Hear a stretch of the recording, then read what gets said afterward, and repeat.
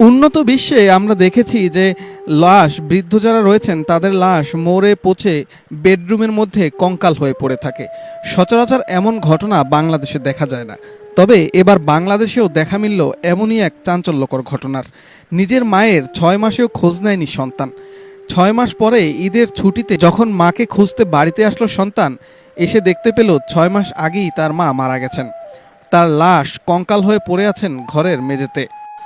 6 মাসে একদিনের জন্য নিজের গর্ভধারিণী মাকে ফোন দেয়নি তার সন্তান। 6 মাস পরে ঈদের ছুটিতে এসে মাকে খুঁজতে তার বাড়িতে এসে দেখতে পেল 6 মাস আগেই তার মা মারা গেছেন। মায়ের কঙ্কাল ঘরের মেঝেতে পুঁতে রাখা হয়েছে।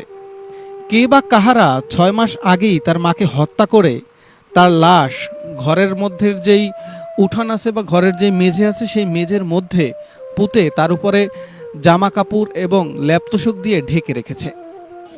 পরে আমার ফুফা শাশুড়ি আর ওই বাইকনারে নিয়ে আমার মা আর আমার 2 ভাই নিয়ে রুমে ঢুকলাম।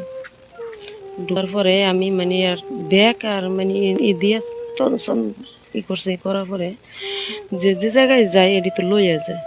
তো মা যখন এটি নেয় নেই তাহলে মাই কইল মানে চকির তলি দিয়ে লাইট মানে দিয়ে বিশ্রাই যে কি হইতে পারে, যে পরে টরে থাকলেও তো মানুষের জানবে। এর মধ্যে মায় কয় কি এরা বে তুই দেখতো লাকড়ি কে এই জায়গায়, লাকড়ি কে এই জায়গায় কেন? তা মা লাকড়ি সরাইছে, তো কম্বলটা আবার আমার ভাই আর আমি মানে করে ধরছি। তো ফালানোর পরে মানে শরীরটা একটা চমকা দিয়ে উঠছে, মানে আসুক করে। পরে 3টা ফার দেখে তো আমার বাইক মার বলছে যে মা ধরেন না, আপনি আগে জিটি করে লন, জিটি করে তারপরে এটা ইট থেকে ধরতে হইবে, যাই হোক হোক বা না হোক। এই ঘটনায় সন্তান মাকে হত্যা করা হয়েছে এমন দাবি করে বাকেরগঞ্জ থানায় একটি হত্যা মামলা দায়ের করেছে। চাঞ্চল্যকর এই ঘটনাটি ঘটেছে বরিশাল জেলার বাকেরগঞ্জ উপজেলার মধ্য কাটাদিয়া গ্রামে। গত ঈদের ছুটিতে তার ছোট সন্তান, একমাত্র সন্তানই বলতে পারেন, বড় সন্তান মারা গিয়েছে। ছোট সন্তান 6 মাস পরে বাড়িতে আসে। বাড়িতে এসে তাও নিজে খুঁজতে আসেননি, তার স্ত্রীকে পাঠিয়েছেন 6 মাস পরে তার মায়ের, গর্ভধারিণী মায়ের খবর নেয়ার জন্য। তার স্ত্রী এসে ঘরে কোথাও তার মাকে খুঁজে না পেয়ে যখন আসলে ঘরের মধ্যে যে মেঝে ছিল সেখানে ল্যাপতোশক পড়েছিল সেটি আসলে উল্টে দেখার চেষ্টা করেন। তখনই দেখতে পান ঘরের মেঝের মধ্যে গর্ভধারিণী হতভাগ্য মায়ের কঙ্কাল মরে পচে গলে একেবারে শুকনো হয়ে মাটির মধ্যে গেঁথে আছে।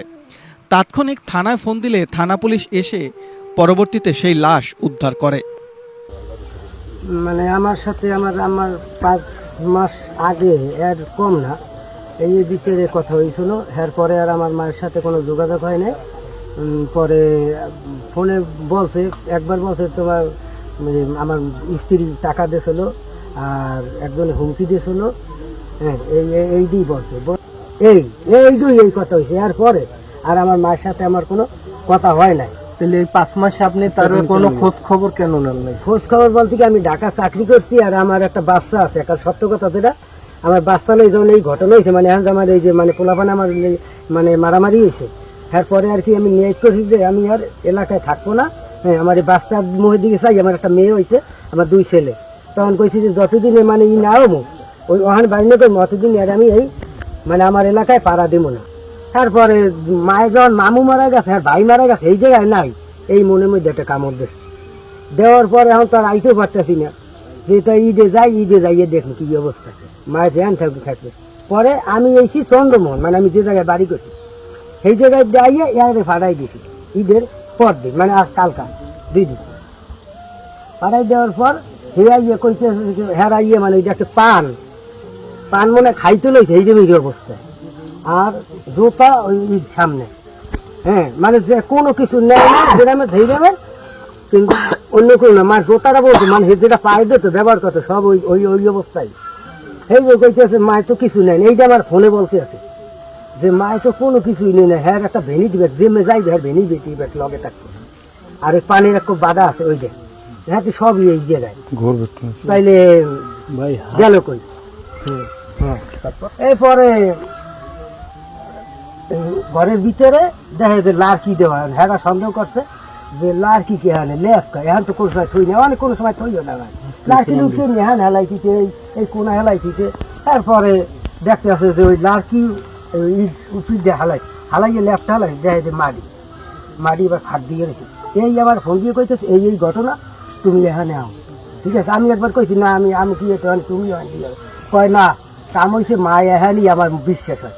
এই যে কইছি স্বপ্ন ঘটনা হয় দি দেয়, মানে আমার ফুবু দেয়, ফুবুর কথা বললাম, কয় আয় এখানে দেয় যেরকম দেখতে। কি হয়েছে সকালে?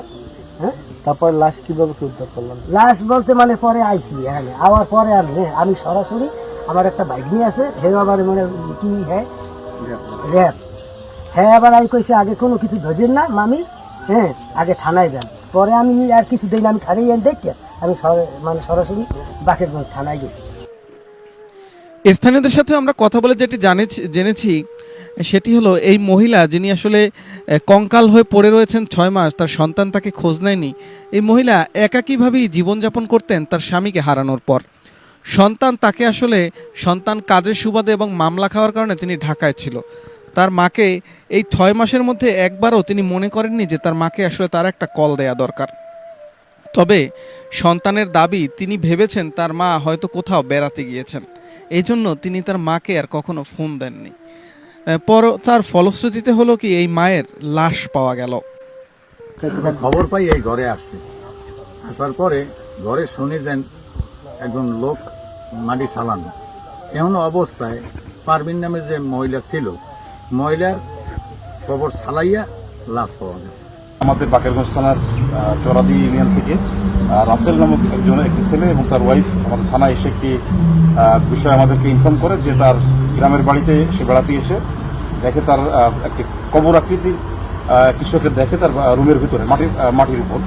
তো এটা দেখার পরে তারা সন্দেহ করছে যে তার মা বিগত 6 মাস ধরে নিখোঁজ রয়েছে, তার মাকে পাওয়া যাচ্ছে না। তো তারা সন্দেহ করে বলছে যে এর ভিতর হয়তো বা তার মায়ের লাশ থাকতে পারে। তো এর প্রেক্ষাপটে এলাকার কিছু লোকজন সহ পুলিশ সেখানে যায় এবং সেখানে যে দেখতে পায় যে ঠিক মাটি খুঁড়ে দেখা যায় যে কিছু একটা দেখা যাচ্ছে যে মানুষের মাথার খুলি টাইপের কিছুটা দেখা যায়।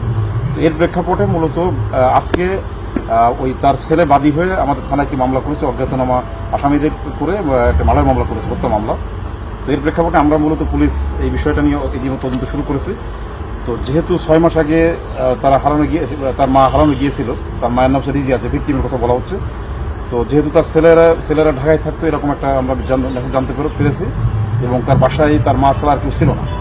তো এখন তদন্ত চলমান রয়েছে এবং আমরা আসলে এটি যেহেতু আপাতদৃষ্টিতে হত্যাকাণ্ড বলে মনে হচ্ছে এবং এই হত্যার পিছনে আসলে কারা জড়িত থাকতে পারে, কীভাবে জড়িত থাকতে পারে, সেটা এলাকার লোক হোক আর কোনো মার্ডারার হোক বা যেই হোক, সেই বিষয়গুলো আমরা ইতিমধ্যে তদন্ত করছি এবং আশা করি আমরা খুব অল্প সময়ের মধ্যেই এই হত্যাকাণ্ডের যে রহস্য